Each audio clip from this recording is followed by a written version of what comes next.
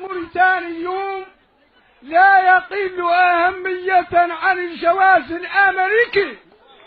موريتانيا تحميكم أينما كنتم في ظل عهد ولي عبد العزيز. هل يمكن لأنصار ولي عبد العزيز أن يحددوا مجالا تنمويا واحدا استطاع الرجل أن يفلح فيه وأن يقدم فيه إنجازا ملموسا؟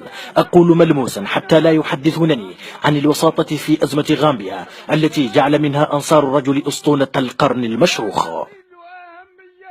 لا شيء من مقومات الحياة الكريمة تم ضمانه في ظل حكم ولي عبد العزيز، فالتعليم الذي هو ملاك الأمر لم يشهد من الفساد والتردي ما شهده خلال حقبته، رغم إعلانه العام 2015 سنة للتعليم، سنة لم يستطيع ولي عبد العزيز فيها أن يمحو الأمية حتى عن نفسه.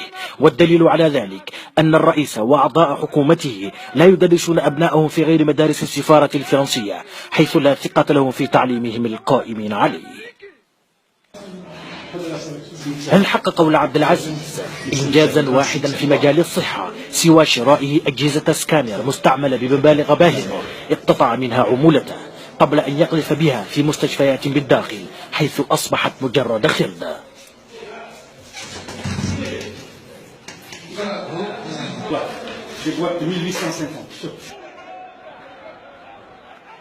وماذا حقق الجنرال في مجال مكافحته للفقر؟ فالأغنياء وأغلبهم من أقاربه والمقربين منه ازدادوا غنى وبسطة في المال والجسم، أما الفقراء فازدادوا فقرا وتهميشا.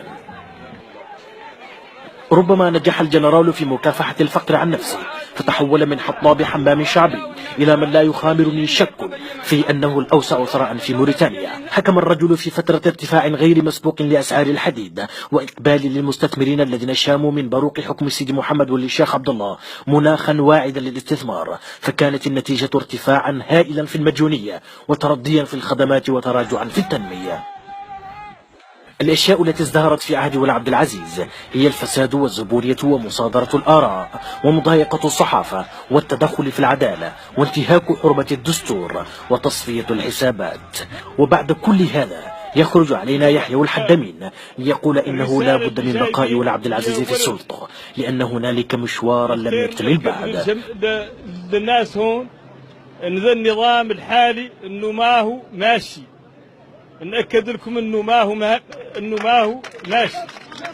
ربما يقصدون أنه لا تزال من بيننا عين تطرف.